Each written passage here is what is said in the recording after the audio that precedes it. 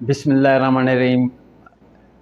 आज का जो मौजू है वो मुस्लिम लीग नवाज़ के अलावा से पॉलिटिक्स टाइम में जो आज हम गुफ्तगू कर रहे हैं वो मुस्लिम लीग नवाज़ की है। जो मरियम नवाज़ ने तकरीर की और बड़े पुरजोश अंदाज में उन्होंने अपना मुस्तकबिल का लाए अमल बताया।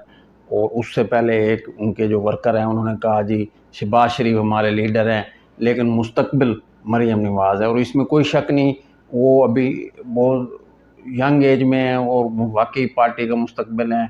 और वोट बैंक क्योंकि उनके वालिद का है, मियाँ नवाज शरीफ का है, तो वो साफ ज़ाहिर है वो क्राउड पुलर भी हैं और वो नेक्स्ट जो है वो उनके पास वक्त भी है।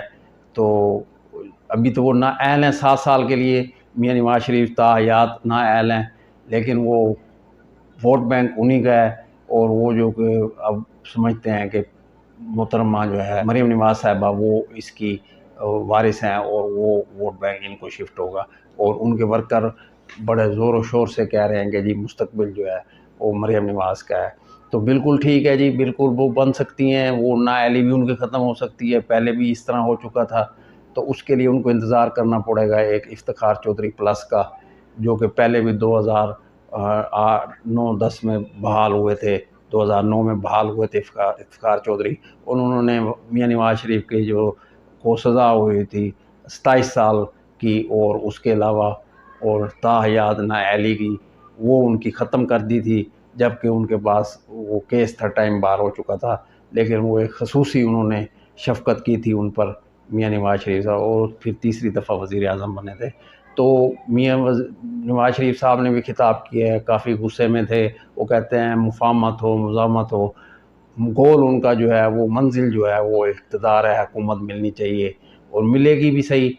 तो किसी इफ्तिखार चौधरी प्लस का इंतज़ार किया जा रहा है, फिर मरीम नवाज़ के केसेस भी ख़त्म कर दिए जाएंगे। जैसे पिछले दिनों कंटोनमेंट के इलेक्शन जीते हैं, वो पीटीआई की अपनी कमज़ोरी समझ लें, नाअहली समझ लें। वो भी बहुत खुद को काबिल सियासतदान समझते हैं जिन्होंने टिकटें भी तकसीम ना कर सके, तंजीम उनकी काफ़ी कमज़ोर है, इसलिए बल्दियाती इलेक्शन में नहीं जा रहे। तो वो कंटोनमेंट का इलेक्शन आने की वजह से शहबाज शरीफ साहब ने काफ़ी मामलात पे वो अपने वर्कर्स कन्वेंशन किए हैं और जाके मुबारक बातें दी हैं कि हम जो है ना अब आगे 2023 का हमें इलेक्शन जो है वो शफाफ चाहिए, ताकि हम अब इलेक्शन पता नहीं कौन सा होगा जिसमें ये जीतें। जो जीतता है उसके लिए शफाफ होता है, जो हार जाता है उसके लिए धांधली होती है। बहरहाल मोहतरमा मरियम नवाज़ साहिबा जो है वो अब इस तरफ चल पड़ी हैं, उनका बयानिया एक है। कभी वो अब जो उन्होंने फिर जो है साबिक़ DGISI पर तनकीद की है और कहा है कि जी एक जज है जो कि अब वो अपना मुद्दा तो बयान नहीं कर सके, अब ख़त्म हो गई है जॉब उनकी, शौकत सिद्दीकी साहब उनका रेफरेंस दे के कह रहे हैं कि जी वो कह रहे हैं मुझे आके कोई अस्करी इदारों के ऑफिसर मिले और उन्होंने मुझे हमें कहा कि इनको मरियम नवाज़ और मियाँ नवाज शरीफ साहब को जो है वो रखना चाहिए और इनको इलेक्शन तक बाहर ना आने देता, वरना हमारी मेहनत ज़ाया हो जाएगी। अब पता नहीं, वोट तो अवाम देती है, अवाम ने जैसे, लेकिन ये अब सूरत हाल ये है कि इनके जेल में रहने से भी इनको, मुझे तो लगता है कि जेल में रहने से इनको ज़्यादा वोट मिले हैं। अगर ये बाहर होते तो इतने ना मिलते, हमदर्दी का वोट भी इनको पड़ा है। तो ये सारी सूरत हाल है।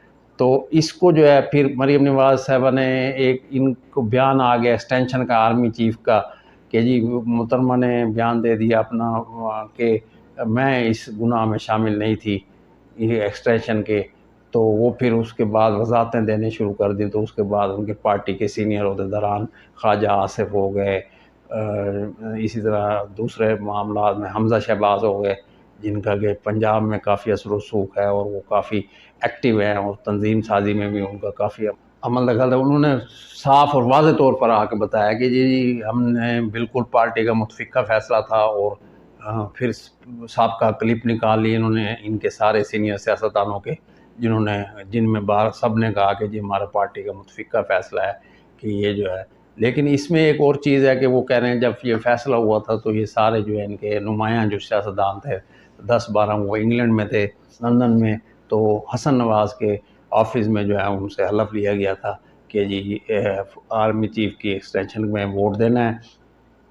और ये बात बार ज़्यादा इसके बारे में गुफ्तगू भी नहीं करनी। लेकिन आज मरियम नवाज़ ने कहा कि वो इस गुनाह में शामिल नहीं थी।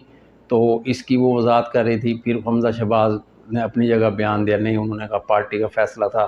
तो फिर अब आके इन्होंने जो है ना एक दिन फिर हमजा शहबाज को साथ बिठा के कॉन्फ्रेंस की है। अब ये पता नहीं वोट बैंक तो मियां नवाज शरीफ का है, मरीम नवाज का है, हमजा शहबाज साहब और ये सारे जो हैं ये एक मतवाले हैं, इनके जियाले हैं, नवाज शरीफ के साथ चल रहे हैं। अब उनकी मजबूरी है, साफ ज़ाहिर है वो पार्टी के कायद है, ताहयात कायद है। सदारत से तो उन्होंने छोड़ दी थी नाअहली की वजह से, सुप्रीम कोर्ट का हुक्म था, लेकिन अब वो कायद हैं और वहाँ से बैठ के पार्टी को चला रहे हैं। तो अब ये इंतज़ार कर रहे हैं कि नेक्स्ट कैसे। वो चौधरी एतजाज़ हसन तो कहते हैं कि 2030 में इनको कोई अगर रिलीफ मिला तो मिलेगा, लेकिन इतनी देर ये इंतज़ार नहीं कर सकते, इतनी देर ये इक़्तिदार से बाहर नहीं रह सकते। इन्होंने पहले भी जो 7-8 साल गुजारे थे मुशर्रफ दौर में, वो बहुत मुश्किल से गुजारे थे। तो ये कुछ ना कुछ कर करा के जो है ना कोशिश करेंगे कि वापस आ जाए, लेकिन अब लगता मुश्किल है। अदालतें वो रह नहीं गई और इनकी वो जो अपोजिशन थी पहले, तो क्योंकि वो मुशर्रफ को कहते थे ये डिक्टेटर है और वो बाहर चला गया था और उस पर मुकदमे चलाए गए थे, वो उसी से NRO लिया गया, उसी से हलफ भी उठाया इनके अरकान ने, जवेद हाशमी को छोड़ के, जो कि जनूबी पंजाब का बागी था, उसको छोड़ के बाकी सब ने स्याह पट्टियाँ बांध के हलफ उठाया था मुशर्रफ से और काबीना में शामिल हुए थे। चाहे 15-20 दिन के लिए, महीने के लिए शामिल हुए थे, लेकिन हुए थे। और उसके बाद जो है ना ये ज़रदारी की इन्होंने मुखालफत की। इस मुल्क में कुछ भी हो सकता है, तो अगर ज़रदारी सदर बन सकता है तो नवाज शरीफ के हाईजैकिंग केस ख़त्म हो सकते हैं, तो फिर मरीम नवाज़ का तो मुस्तकबिल वैसे ही बहुत रोशन है और उनके पास वक्त भी बहुत ज़्यादा है। तो ये सारी सूरत-ए-हाल थी और उन्होंने अब खुला बयान दे दिया। उन्होंने कहा जी मेरा जो बयानिया है वो मेरा और मियां नवाज शरीफ साहब का है, जमात इससे अलग-थलग है। अब ये सूरत-ए-हाल आज तक की है। अब नेक्स्ट देखें क्या सूरत-ए-हाल बनती है। अब सियासत जो है अब 2 साल रह गए हैं, अब इलेक्शंस की तरफ जा रही है। कभी इनका दिल करता है कि बलदियाती इलेक्शन करा लें, फिर इन सोचते हैं कि शायद हार ना जाए। तो इनको ये नहीं पता कि अगर ये बलदियाती करा भी लेंगे तो कोई ऐसा इशू नहीं है। असल तो जमहूरियत वही है जो रूट्स लेवल तक जाती है, लोगों के काम होते हैं।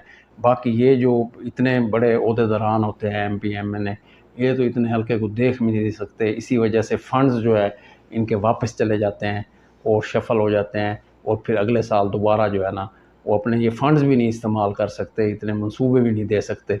तो ये एक सूरत-ए-हाल थी जो मैंने कहा आज तक की आपको सूरत-ए-हाल को बताया जाए कि ये करंट सूरत-ए-हाल है जो इनका बयानिया। बाकी ये गुड कॉप बैड कॉप ये वाली बात तो ठीक है।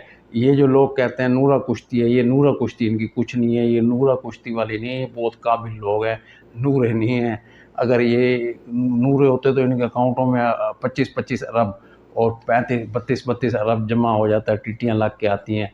और जब इनसे पूछा जाता है, क्वेश्चन किया जाता है, तो वो कहते हैं जी मैं फ़लस्तीन के बारे में सोच रहा था। जी हाँ, मियाँ शहबाज शरीफ साहब से जब पूछा नैब वालों ने कि जी आपके अकाउंट में 25 अरब रुपए की टीटियाँ लगी हैं, तो उन्होंने कहा जी मुझे नहीं पता, मैं तो फ़लस्तीन के बारे में सोच रहा हूँ।